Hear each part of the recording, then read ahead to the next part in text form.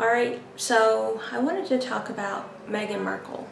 So, Meghan Markle is an American actor.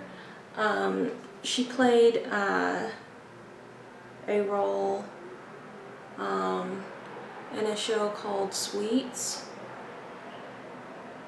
And she was in a couple of Hallmark movies that I know of.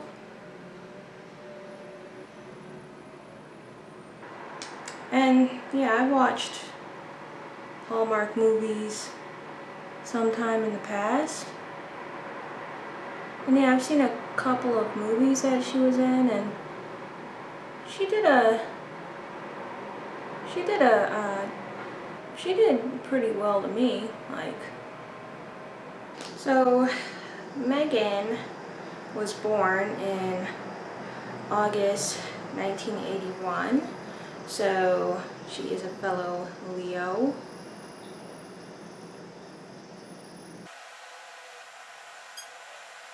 So yeah, Meghan Markle is biracial. Her mother is black and her father is white. She married Prince Harry in 2018, becoming the Duchess of Sussex, residing in Buckingham Palace in London. She retired from acting. Harry and Meghan met on a blind date in 2016. Prince Harry and Meghan left the Buckingham Palace and moved to California not long after their marriage, citing issues with the royal family and the British media. So yeah, this got a lot of media attention. They went into their experience with Oprah. They did an interview with Oprah. Harry wrote a memoir called Spare. So yeah, he went into meeting Meghan, their relationship, leaving Buckingham Palace, his childhood.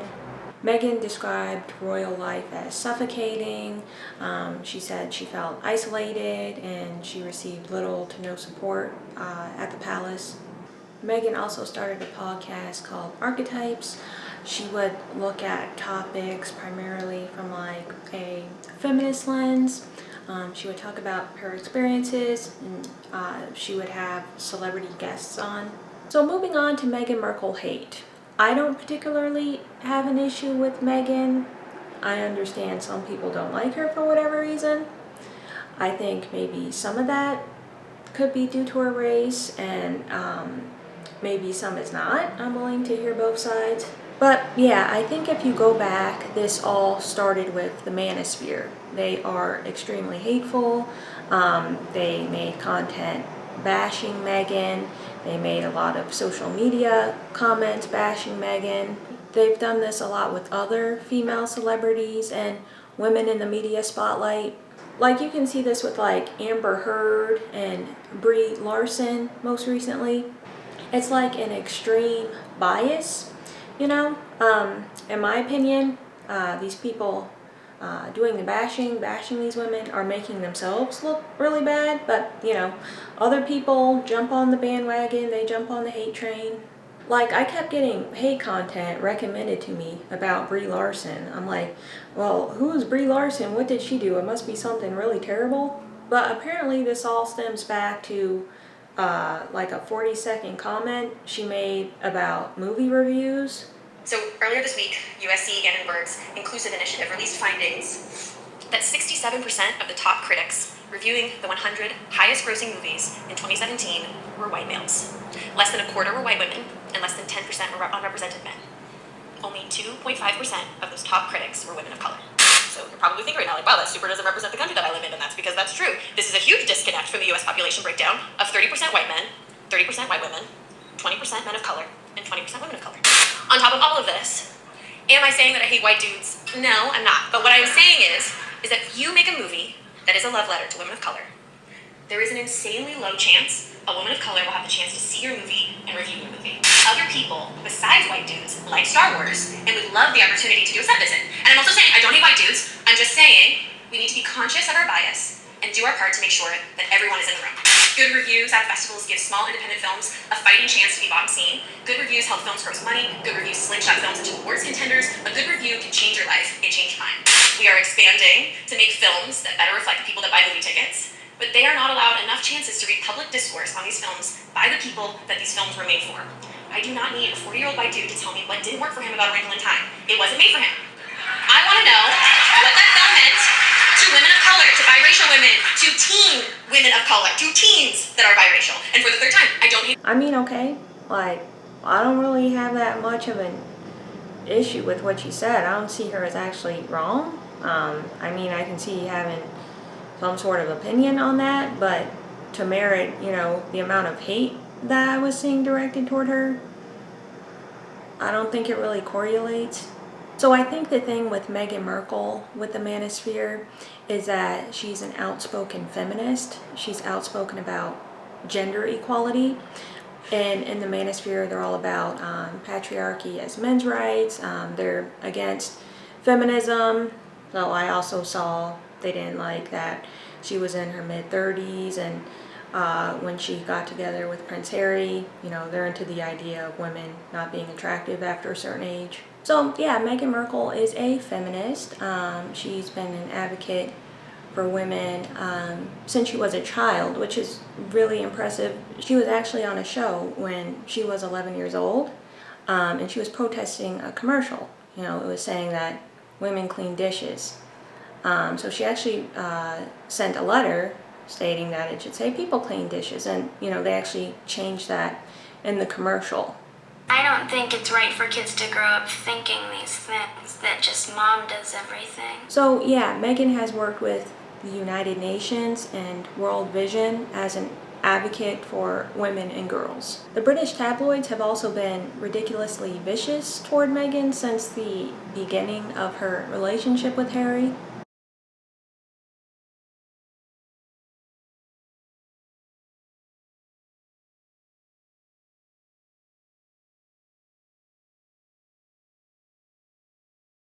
Harry and Meghan believe they were treated unfairly by the UK press, that they were bullied, and that there were racist undertones to the coverage of them.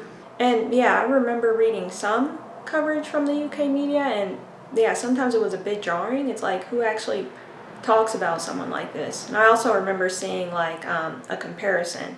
I forget which website it was, but they're showing how, Meghan would do something, and then they would turn it into something negative, like she'd be eating avocado, or she would be putting her hands on her pregnant belly, whereas Kate has done things, the same thing in the past, and she was praised for it.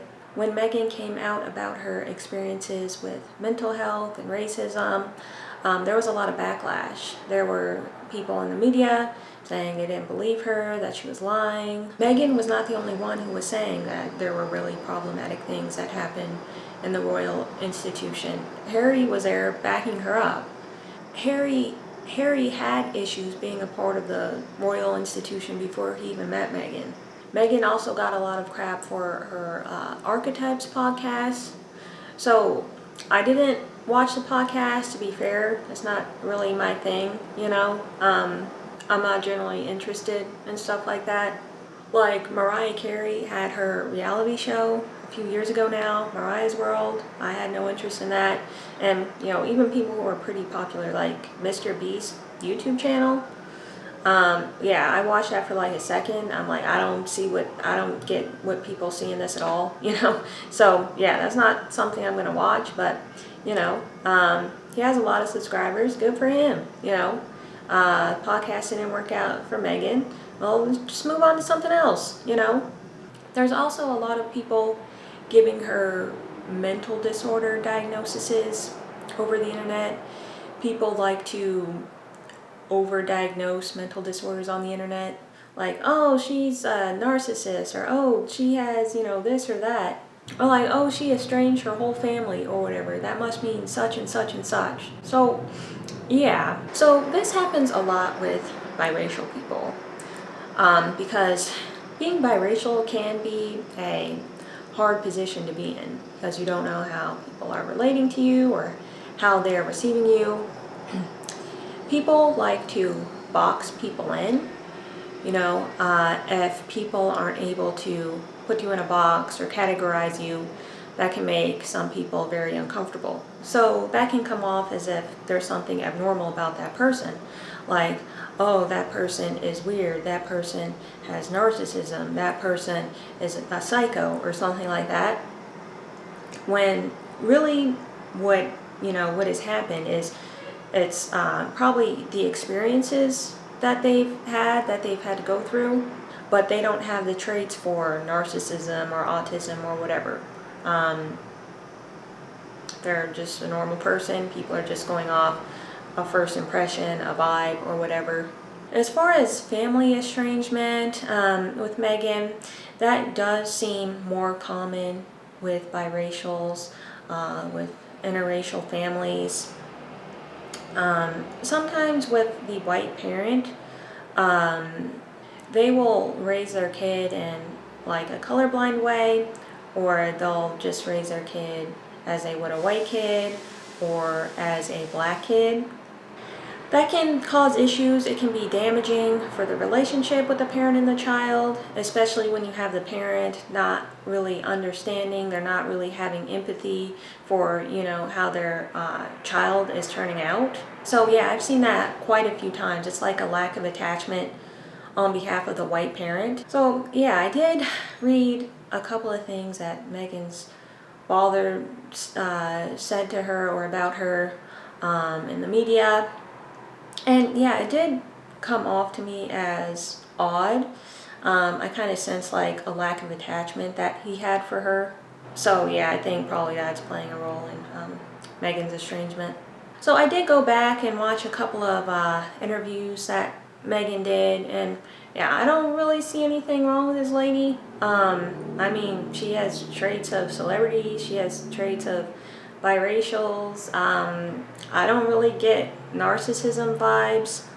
I more get like post-traumatic stress disorder or like anxiety or something like that. I did get a sense that something was coming off as wrong, but yeah, I don't actually think that it's demonic or evil or narcissism or whatever people are saying.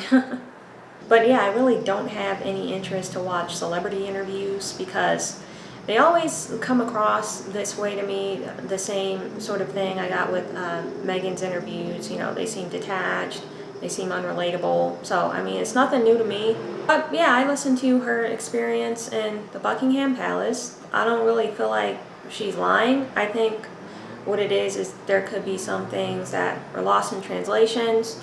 Kind of, there's his side of the story, her side of the story, and the truth. But yeah, she told her story, she told her truth. I don't know what reason she would have to lie about something like that. But yeah, believe it or don't believe it, move on, let her move on and do what she needs to do with her life. To me, it's just not that interesting, I just hope that Meghan gets the help that she needs and she moves on. But yeah, I definitely relate to, what Meghan went through. Because, I'm a biracial as well. I've seen a lot of crazy things. So there's racism in the world. So I don't think it's that surprising that there would be racism, in the situation she was in. I've had people treat me like, oh, I think life is a joke and I'm just effing around, when that wasn't the case at all. So yeah, that's kind of what I've seen Meghan kind of go through. So yeah, biracials have different experiences with being biracial. Even down to, a biracial that looks like they have roots in being black. That's a different experience to a biracial that looks like they could literally be anything. And that's a different experience from a biracial that looks like they could be white or European. Like, we all grow up with different sorts of parents and in different situations, There's a lot of, I'm biracial, but there's a lot of biracials I don't really relate to that much or resonate with that much. But yeah, for me, that's not really the case with Meghan. But yeah, as biracials, we're a pretty small part of the population. It's quite a different experience from groups who are monoracial. Even if they are a minority as well, they still have, a country of origin. So, all of this probably can have some different effects, as well as being part of a marginalized group, as well as being marginalized yourself. But, yeah, I keep reading, like, Meghan is this and this because she does this and this. And I'm like, isn't that how biracials are? Like, I'm from Minnesota. I've met, plenty of biracials. And yeah, I mean, Meghan was born in the 80s, she's kind of white leaning. To me, she just seems like that's how biracials are. They're saying, oh, she's so into herself. Yeah, sometimes biracials are like that because, again, we're a very small part of the population. So, I don't know, it's like some self-therapy mechanism. I even found this with Mariah Carey when I was reading her memoir, She gives herself a lot of props, If that's what she wants to do, I honestly don't care. I don't see anything wrong with it. To me, it's just whatever. So to me, all of this is like a lack of empathy for people different from you. Meghan treated as if her feelings aren't valid, her feelings aren't listened to, her cries for help are ignored. So yeah, I think it's harder for people to empathize with those who are very different from themselves. So to me, it's like this. Say you have someone, they go through a breakup, they have a really hard time with it, and then you just have this other person, they're just reveling in it, they're having fun with it, they just have no empathy at all. Biracials have been shown to have higher rates of mental health issues, that we have people talking for us who are dismissive. Why is it that certain skin tones that are privileged who can talk about our experiences? Always someone else who speaks for us supposedly, yet we can't speak for ourselves. Why is that? And people keep going on and on and on and on and on about this and that, and Harry and Meghan's life. They did this, they said that, they did this. Like, I don't have any interest in what a celebrity does with their life. I don't have any interest in celebrity gossip. Like, I do not care at all. So they were trapped in a perfect hell or whatever. It happens. What, because they got money, they're supposed to have a perfect life or something? That's not how the world works, but okay. And don't a lot of celebrities pull crap, to try to stay relevant? They get into different things, because, they need to rack in the money for, their big house away from everyone, security or whatever. I mean, they try to be relevant and get attention. I'm not saying that's what Harry and Meghan is doing, but I mean, if that's the case, I really don't see anything that's that new or outlandish. Not anything that would warrant my attention. No, I really don't care. And I also came across this YouTube channel called Real Housewives Recaps. I don't know, to me it seems like a Meghan and Harry hate channel. Like, all the videos are bashing Meghan and Harry. Wow. And it has 115,000 subscribers. I mean, I get people are drawn to, over dramatization and sensationalism, but sheesh. I mean, I tried watching one of the videos. It just sounded like a bunch of mumbo jumbo to me that didn't merit attention. But I mean, whatever. I mean, I grew out of gossiping when I was like probably 10, I think. So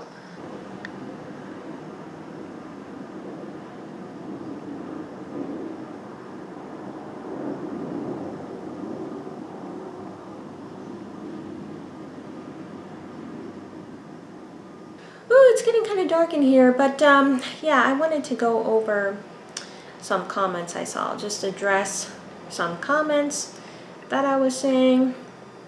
So yeah, I saw a comment saying, Meghan is a liar. She lied and said she was white.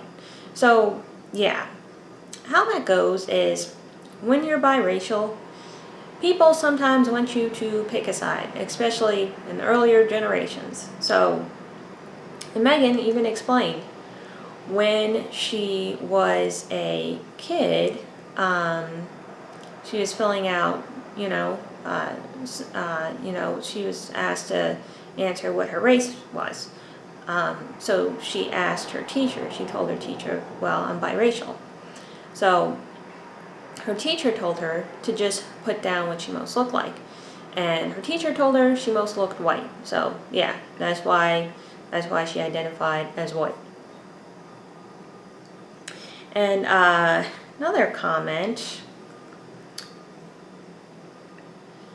I saw, and it's also common for the opposite, where biracials will say they're black. So yeah, it can go either way. It's not anything that's dishonest. It's just social conditioning.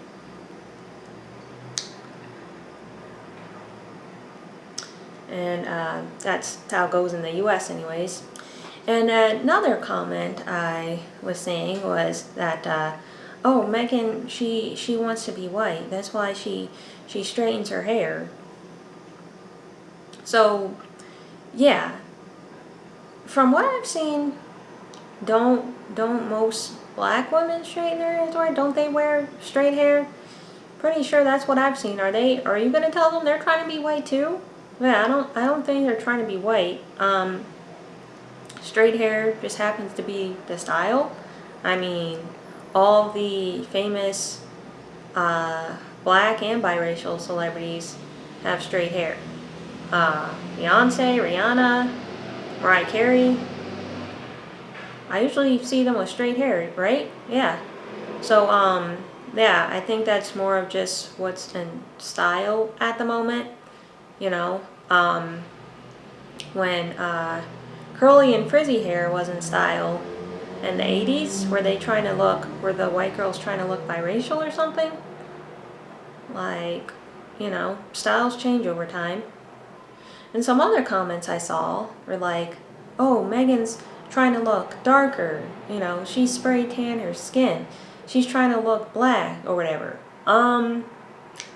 A tan is the skin's natural reaction to the sun. Like, I go out and get a tan. Like, I've done that almost every summer just because I like how it looks. Does that mean I'm trying to, like, I don't, what am I trying to do with that? I like to look tan? Like, so what? There's a lot of white women that get tans. That's kind of gone out of popularity. But yeah, in the past, white women used to love to, have tan skin. And then the other theme, of course, is, Meghan, she married into the royal family. She married for money. So wealthy people want relationships too. So is it just that anyone who marries a wealthy person, that they marry them for their money? No, I don't really think so. There are people that marry for money, but like, to me, they seem genuinely happy. So, good for them. And then another thing I saw was Meghan. She's jumping around like in a princess outfit. She's saying she wants to be a princess or whatever when she was like 4 or 5 years old or something like that. Like, to me, that is so weird.